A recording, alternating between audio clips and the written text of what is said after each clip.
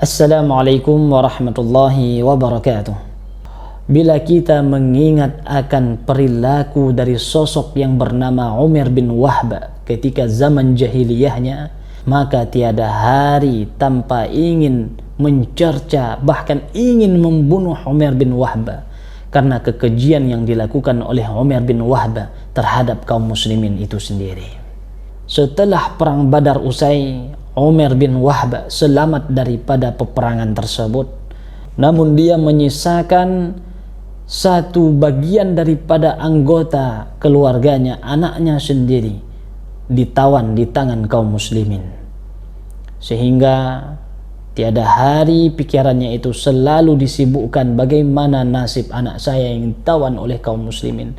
Tentu mereka akan membalasnya dengan kekejian karena saya dulu melakukan kejahatan terhadap kaum muslimin beserta Muhammad sallallahu alaihi wasallam.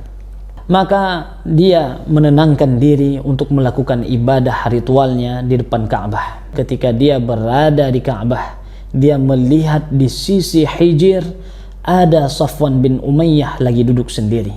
Kemudian dia menyapa, "Aim sabahan ya Safwan bin Umayyah." Maka Safwan bin Umayyah pun mengatakan, "Aim sabahan ya Umair. Duduk di sini, kita akan berbicara mengingat kejadian bagaimana kejamnya orang Islam membunuh orang Quraisy ketika perang Badar dan mereka melemparkannya orang-orang Quraisy ke dalam sumur Badar, sehingga Umar bin Wahb keluar dari kata-katanya, kalau seandainya aku tidak memiliki hutang dan tidak memiliki tanggungan keluarga yang aku tinggalkan sesaat ini, maka tentu aku akan pergi ke Madinah membunuh Muhammad sallallahu alaihi wasallam." Maka Safwan bin Umayyah yang mendengar perkataan Umar bin Wahb tidak tinggal diam, dia memanfaatkan kesempatan. "Kalau begitu wahai Umar bin Wahb, aku akan menanggung semua hutang yang engkau miliki. Kemudian keluargamu akan menjadi bagian daripada keluargaku. Maka jangan pernah khawatir terhadap apa yang engkau susahkan, apa yang engkau gelisahkan. Maka tinggalkan semua kegelisahanmu itu kepada diriku. Berangkatlah kamu terhadap apa yang engkau cita-citakan wahai Umar bin Wahb." Maka Umar bin Wahb mempersiapkan perlengkapannya untuk datang ke Madinah, serta Umar bin Wahb membawa sebilah pedang yang ditaburkan di atasnya itu racun. Maka setibanya di Madinah, dia langsung mendatangi masjid baginda Nabi sallallahu alaihi wasallam. Kemudian Umar bin Al-Khattab yang melihat Umar bin Wahb turun dari kudanya, dia langsung mengatakan, "Kalbun, anjing telah datang." Sesungguhnya dia datang bukanlah dengan keinginan niat yang baik. Dia selalu menaburkan kebencian, niat, sifat jahat yang ada dalam dirinya. Maka semuanya kita wajib menjaga Rasulullah sallallahu alaihi wasallam. Maka Umar bin Al-Khattab masuk ke dalam ruangan baginda Rasul sallallahu alaihi wasallam mengabari bahwa Umar bin Wahb telah datang. Maka Rasulullah sallallahu alaihi wasallam mempersilahkan Umar bin Wahb untuk masuk ke dalam ruangan baginda Rasul sallallahu alaihi wasallam. Umar bin Al-Khattab pun membawa masuk Umar bin Wahb ke dalam ruangan baginda Nabi sallallahu alaihi wasallam dengan cara yang kasar. Tangannya memegang kerah baju Umar bin Wahb, sedangkan tali daripada pedangnya diikat di leher Umar bin Wahb. Kemudian ketika baginda Rasul sallallahu alaihi wasallam melihat perilaku daripada Umar bin Al-Khattab karena kekesalannya kepada Umar, maka baginda Nabi sallallahu alaihi wasallam mengatakan, "Lepaskan dia wahai Umar bin Al-Khattab, biarkan kami berdua di sini."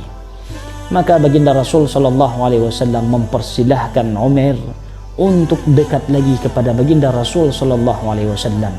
Umar pun mengatakan, "Ain sabahan ya Muhammad." Maka baginda Nabi sallallahu alaihi wasallam mengatakan, "Sesungguhnya Allah Subhanahu wa taala telah memuliakan kami dengan kalimat penghormatan yang lebih indah daripada yang engkau ucapkan wahai Umar bin Wahb." Umar bin Wahb menjawab kembali, "Wahai Muhammad, demi Allah engkau tidak asing dengan perkataan yang aku ucapkan tadi, karena engkau baru keluar daripada agama yang telah engkau tinggalkan." Maka baginda Nabi sallallahu alaihi wasallam menanyakan, "Ada apa keinginanmu datang kemari?" "Aku datang kemari supaya anakku dibebaskan daripada tawanan kalian." Maka baginda Nabi sallallahu alaihi wasallam menanyakan kembali, "Apakah tidak ada keinginan lain wahai Umar bin Wahb?" "Tidak ada wahai Muhammad, Aku datang kemari supaya anakku dibebaskan daripada tawanan kalian. Terus untuk apa pedang yang ada di belakangmu? Pedang ini aku bawa supaya untuk menjaga diriku daripada kekerasan yang kalian akan timbulkan kepada diriku. Maka baginda Nabi SAW mengatakan, wahai Umar, katakan dengan jujur, apa keinginanmu datang kemari? Kemudian Umar menjawab, tidak ada keinginan lain saya datang ke sini selain anak saya dibebaskan daripada tawanan kalian.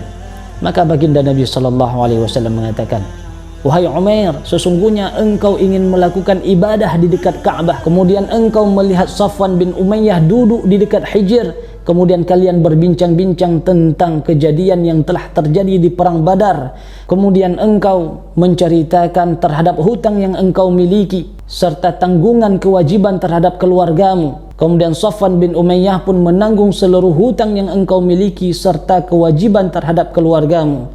Kemudian engkau datang kemari dengan membawa sebuah pedang yang di atasnya engkau taburkan racun ingin membunuhku. Umar bin Wahb yang mendengar jawaban Rasulullah SAW tercengang dan dia langsung mengatakan, engkau adalah Muhammad, utusan Allah Subhanahu wa Ta'ala. Sesungguhnya kejadian yang apa yang telah engkau ceritakan tadi tidak ada satupun yang tahu melainkan aku dan Safwan bin Umayyah. Maka sungguh apa yang engkau katakan ini tidak lain merupakan berita yang disampaikan oleh Allah Subhanahu wa Ta'ala untukmu. Maka saat ini aku bersaksi asyhadu an la ilaha illallah Muhammadar Rasulullah. Umar bin Al-Khattab yang mendengar Umar bin Wahb masuk dalam agama Islam, dia mengatakan, sesungguhnya babi lebih aku cintai daripada Umar bin Wahb sebelum dia masuk ke dalam agama Islam. Namun sekarang dia lebih aku cintai daripada anak kandungku sendiri. Allahu Akbar.